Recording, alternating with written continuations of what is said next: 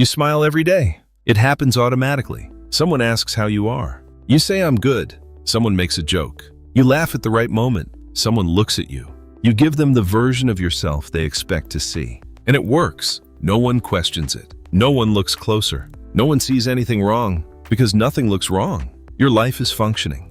Your personality is intact. Your presence appears complete. But there is a moment, right after the smile fades, when everything goes quiet inside.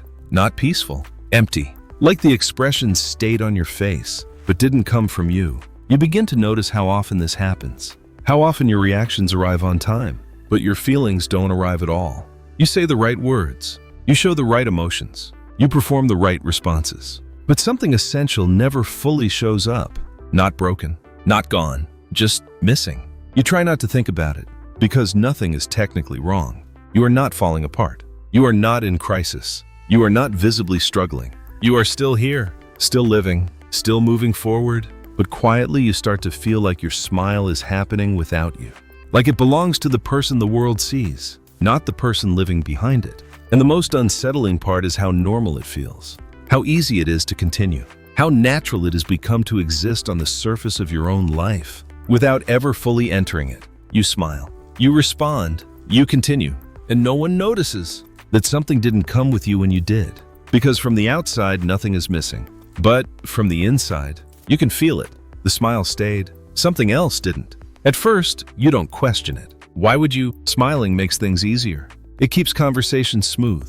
It keeps people comfortable. It keeps you connected to the world without having to explain anything deeper. The smile becomes a bridge, a way to cross every interaction safely. And the more you use it, the more natural it feels. Until one day you realize something unsettling. You are no longer choosing to smile. It is choosing you. It appears before you even check how you feel. Someone greets you.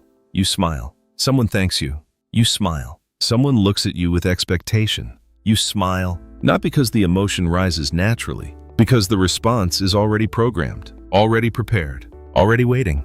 And preparation creates distance. Distance between what you show and what you feel. You begin to notice moments where your smile stays, but your presence pulls back. Moments where you are physically there, but internally somewhere else. Watching, observing, not participating. It happens in conversations. You hear yourself speaking. You hear yourself laughing, but it doesn't feel owned.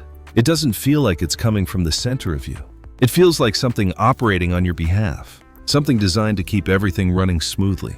Because smooth is safe. Smooth avoids questions. Smooth avoids attention.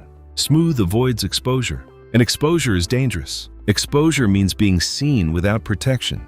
Exposure means risking that someone might notice what you have been trying not to see yourself, that the smile is still there. But the person behind it has stepped back. Not completely. Just enough to remain untouched. Just enough to remain unseen. And that's when the question begins to form quietly. If your smile is still here, where are you? It didn't happen all at once. You didn't wake up one morning and decide to disappear behind your own smile. It happened gradually. So gradually, you never noticed when the shift began. At first, your smile was real. It came from somewhere inside you. It reflected something you actually felt. Connection, warmth, belonging. You smiled because you were present, because you were inside your own reactions, because your life was happening with you, not in front of you. But life has a way of teaching you caution. Moments where your openness was misunderstood. Moments where your honesty was not received the way you hoped. Moments where showing how you really felt created consequences you weren't prepared for. Not always dramatic, sometimes small, sometimes subtle, but enough. Enough to teach your nervous system something important. It is safer to filter yourself, safer to control what you show, safer to smile instead of reveal what's underneath. So you learned, not consciously, automatically. You learned to adjust your reactions, to soften your edges, to hide confusion behind politeness, to hide hurt behind composure, to hide uncertainty behind a calm expression. And it worked. Your life became smoother, more predictable, more stable. People responded well to you. They trusted you. They felt comfortable around you. They saw someone steady, someone easy to be with, someone who seemed okay. And slowly that version of you became your identity. Not because it was false, because it was useful. It helped you belong. It helped you avoid conflict. It helped you avoid exposure. And belonging is powerful. Belonging can convince you that something is real, even when it is incomplete. You began to notice how your smile appeared in moments where you didn't feel like smiling. Not to deceive anyone, to protect yourself, to maintain continuity, to prevent anyone from seeing the parts of you that felt uncertain, because uncertainty creates vulnerability, and vulnerability carries risk. So your smile became your protection, your emotional shield, your social survival mechanism. It allowed you to move through your life without interruption, without questions, without friction. But protection comes with a cost. Not immediately, over time. The more you protected yourself with your smile, the less you checked what was happening behind it. You stopped asking yourself how you really felt, because the answer didn't matter to your environment. Your environment only needed the smile, only needed the version of you that functioned, the version of you that responded correctly, the version of you that remained stable, and stability became your role. You became reliable, predictable, emotionally consistent. And emotional consistency earns approval. People trust emotional consistency. They feel safe around it. They stop questioning it. They stop looking deeper because they assume nothing is missing. But something was. You, not physically, psychologically. You were no longer inside every smile. You were managing it, maintaining it, delivering it, like something separate from yourself. You began to notice moments where your reactions arrived, but your presence didn't. Moments where you said something kind, but didn't feel connected to the words. Moments where you laughed, but felt nothing afterward. The smile completed its job. The interaction moved forward, but you stayed behind. And the more this happened, the more familiar it became, until it felt normal, until it felt like this was simply who you were now. Someone calm, someone steady, someone unaffected. But unaffected is not the same as alive. Unaffected means nothing reaches you fully. Not pain, not joy, not meaning. Everything touches the surface and stops there. You stop feeling the depth of your own experiences. You stop feeling the weight of your own moments. You stop feeling yourself inside your own life. And because everything still works, you don't question it. You continue smiling, continue responding, continue performing the version of yourself the world recognizes. But internally, something stays quiet. Something waits, something watches. And that something is you. The version of you that didn't disappear. The version of you that stepped back, not because you wanted to leave, because you needed protection. Because somewhere along the way, your nervous system made a decision. If your true feelings create risk, it is safer not to show them completely, safer to filter them, safer to replace them with something controlled, something predictable, something safe. So your smile became the replacement, not a lie, a substitute, a version of expression that allowed you to exist without exposure. And substitutes can last for years. Entire identities can form around them. Entire lives can be built on top of them. Lives that look complete from the outside. Lives that function perfectly. Lives that continue without interruption. But continuation does not require your presence. Continuation only requires your participation. Your smile allowed you to participate, even when you were no longer fully present. Even when something essential had stepped back. Even when something essential was missing.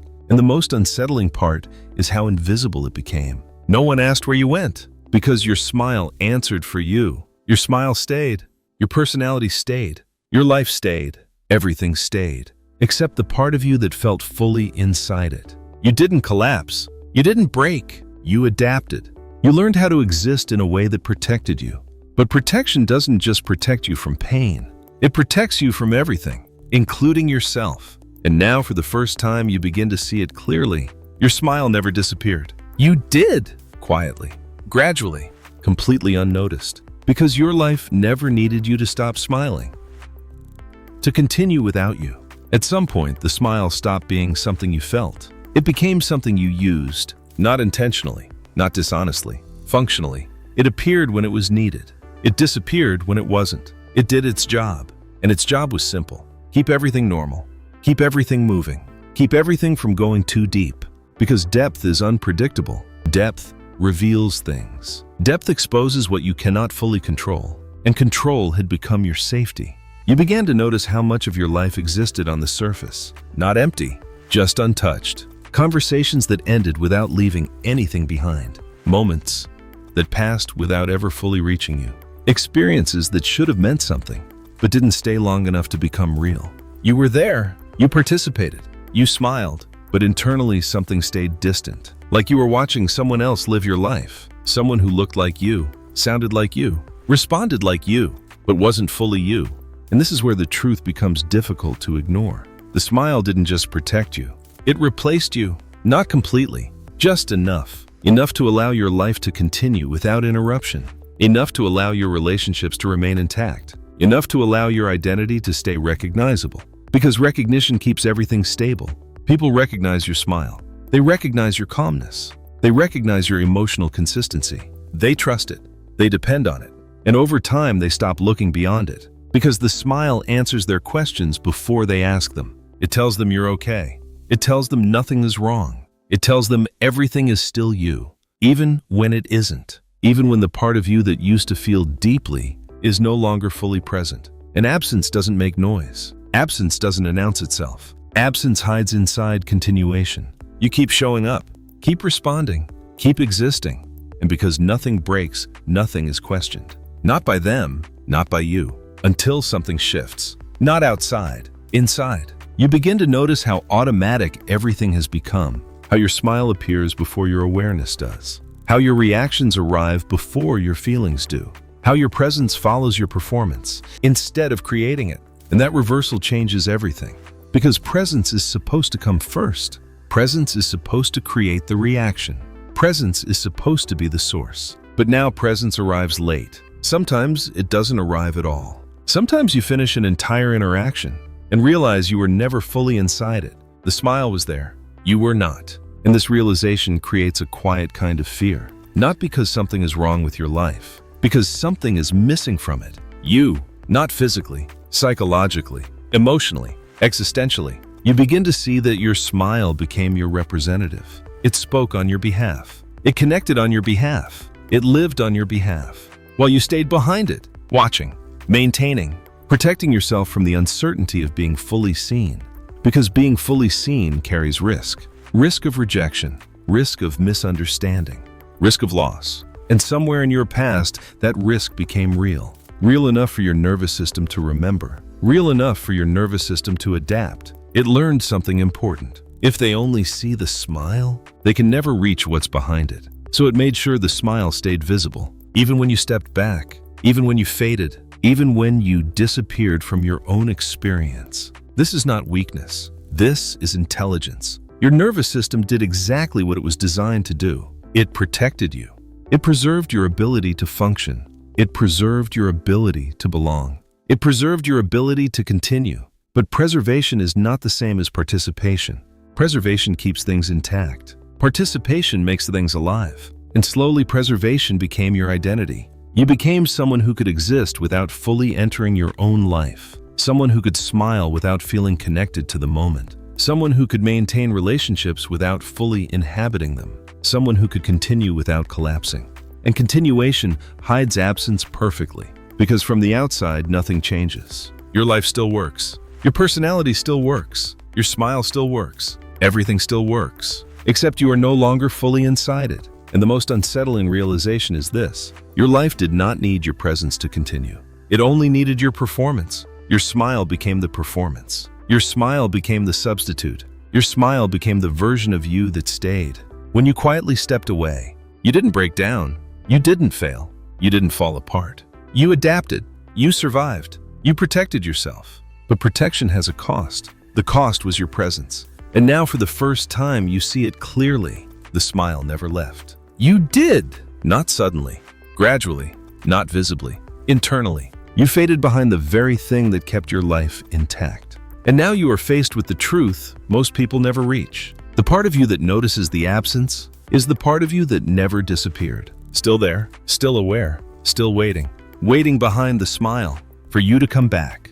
The moment you realize you've been absent from your own smile, something inside you becomes quiet, not peaceful, heavy. Because now you can see what the smile was hiding, not from others, from you. You begin to remember versions of yourself that didn't need protection, versions of yourself that reacted without hesitation, that laughed without checking if it was appropriate, that felt present without wondering how it would be perceived. You remember what it felt like to be inside your own expressions, not managing them, not filtering them, living them. And the distance between that version of you and who you are now feels undeniable. Not because your life became worse, because you became less present inside it. You didn't lose your ability to smile. You lost your connection to it. The smile continued. You didn't. And that realization carries grief. Not dramatic grief. Quiet grief. The kind that doesn't show on your face. The kind that stays behind it. You begin to see how long you've been protecting yourself this way. How many moments you chose safety instead of honesty. How many times you stayed on the surface instead of risking depth. Not because you were weak, because depth had consequences. Depth exposed you. Depth made you vulnerable, and vulnerability had hurt you before. So your nervous system made a decision. It kept the smile. It removed the exposure. It allowed you to exist without being fully seen. And it worked. You survived. You functioned. You built a life that made sense. A life that stayed stable. A life that stayed intact. But survival has a hidden cost. Survival keeps you safe. It also keeps you distant. Distant from pain. Distant from meaning. Distant from yourself. You begin to realize the smile was never the problem. The smile was the solution. The solution your mind created to keep you moving forward. To keep you connected. To keep you protected. But solutions designed for survival are not designed for aliveness. They are designed for continuity. Continuity without presence. Continuity without risk. Continuity without you fully inside it. And now for the first time you feel the weight of that absence. Not because something is broken, because something is waking up. The part of you that recognizes the distance. The part of you that remembers what it felt like to be present. The part of you that stayed behind the smile, waiting for the moment when protection would no longer be necessary. Waiting for the moment when you would see the truth clearly enough to stop hiding behind the expression that replaced you. Because grief is not a sign that something is ending. Grief is a sign that something mattered. You are not grieving the loss of your smile. You are grieving the loss of yourself inside it.